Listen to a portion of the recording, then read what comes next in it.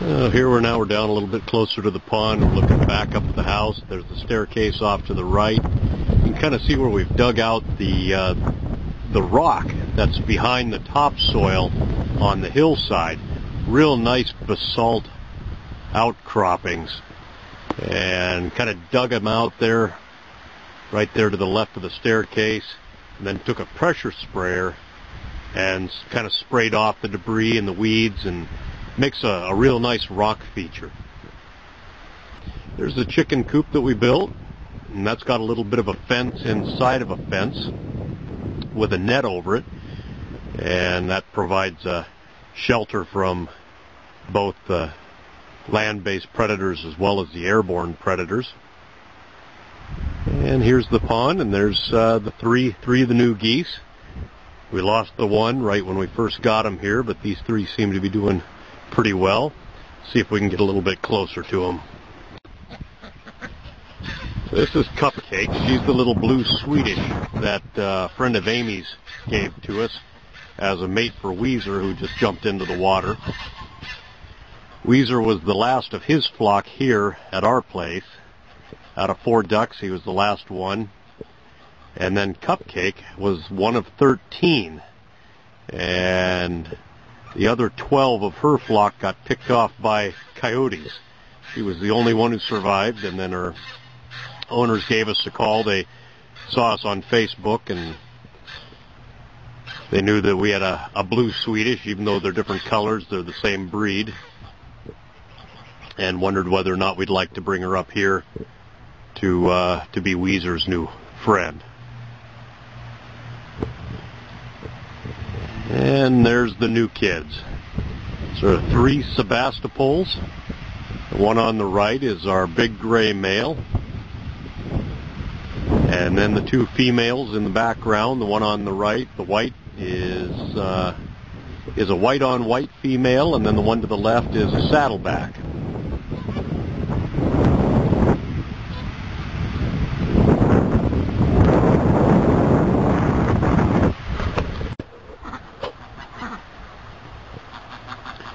Tell the Sebastopols are kind of unique. They've got a mutated gene for curly feathers.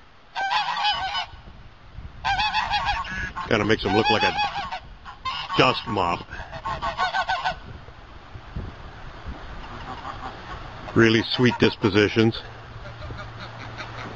The male is exceptional. He's got tremendous feathering. The value of the Sebastopol is based largely on how extravagant their feathering is.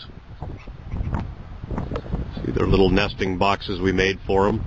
The white female back there to the right of the gray male has already started laying eggs. We've got about 4 eggs from her.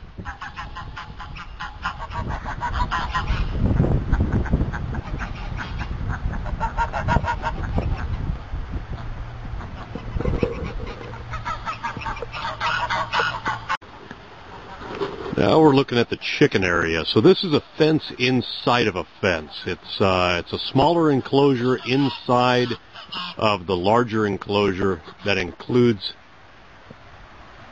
the pond and the island. This area has another level of security, as it has a 50-foot wide by 100-foot long run, which is covered by a net. Let's go take a peek at the chicken house and look at the watering system that we've got installed.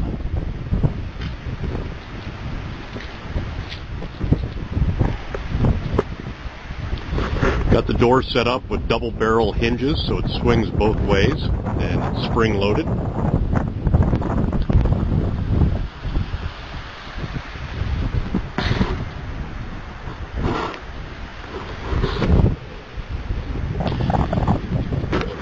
So the chicken house is 16 feet long by 8 feet tall with a pitched roof.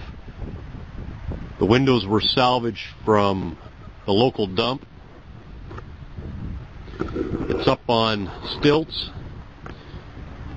Throw some straw underneath it for the larger birds who don't like to go into the house at night, so that they've got a place to nest under there if they choose to. Little door cut into the side.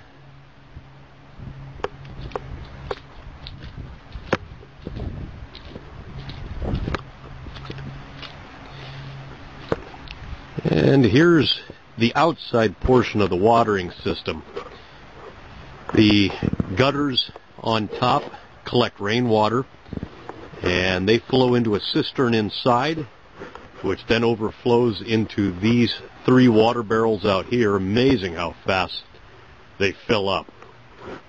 Of course, it's been pretty wet this winter, but just you wouldn't think that that small of a footprint would catch that much water, but they really fill up really quick. The overflow tube here is just below the top of the height of the cistern that's on the inside of the chicken house. So when that gets full, water naturally seeks its own level. So right before it starts to overflow, then water will start to come out of this pipe and into the first barrel. All 3 barrels are connected together on the bottom with 3/4 inch threaded PVC fittings with 3/4 inch unions.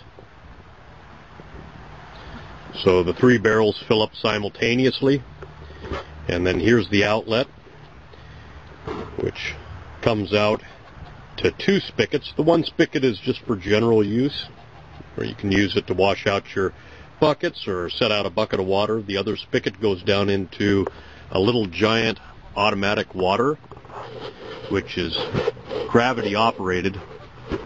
As the little container fills up with water, the weight of the water shuts off the valve.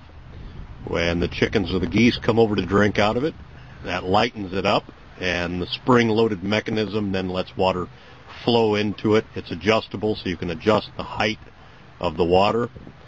We started out with the little chicken nipples, which we'll see in a moment, but the ducks didn't seem real keen on using those. The chickens aren't here yet, so don't really know how easily they're going to take to them. But this seemed to be a more obvious solution. And it also doesn't seem to spill or waste that much.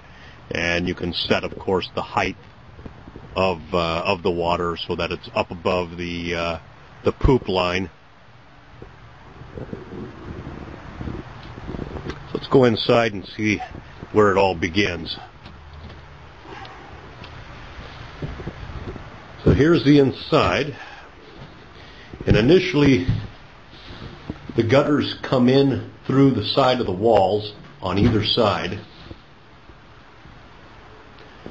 That's 1-inch PVC that comes down into a T and into this first bucket. That bucket is primarily a sand filter.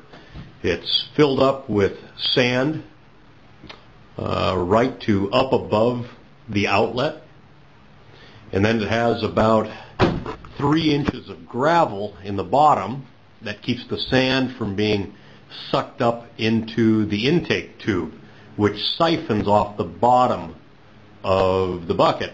And as water pressure presses down on it, it pushes water up through the siphon tube and through that first spout, which then overflows into the first cistern, which is this smaller 15-gallon or so cistern. And then that overflows into the first pipe, which also has another one of those little waters in it. All of these can be isolated using the PVC unions and the shutoff valves, so they can be isolated and drained independently if you need to work on them. The one problem we're running into that I didn't foresee with this is in freezing conditions, the sand filter and the inside components to the system will unfreeze prior to the cisterns on the outside. And the problem with that is that as it rains, in the course of unfreezing,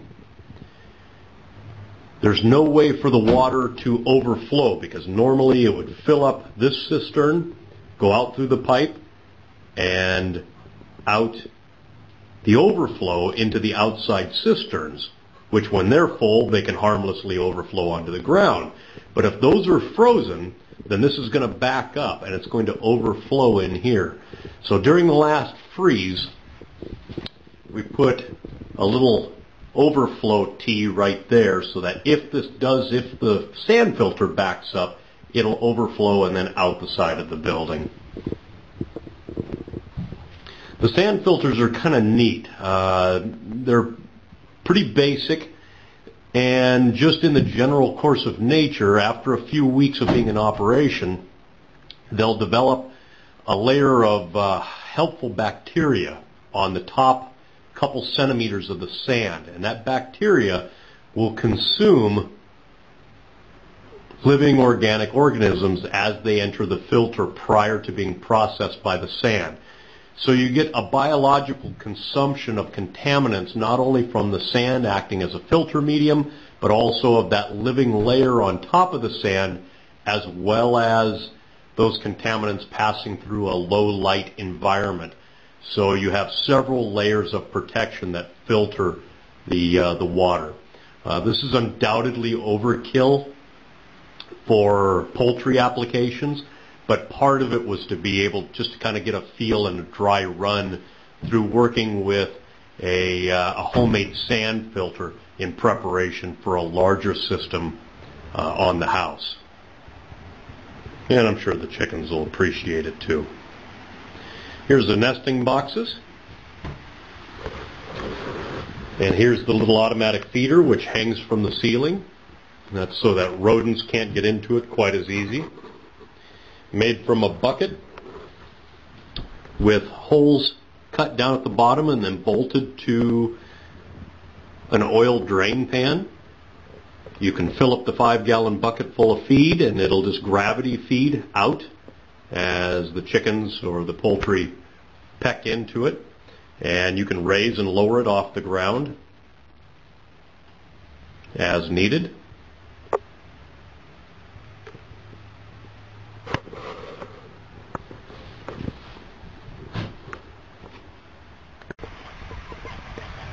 Here's one last look at our big gray male, Sebastopol.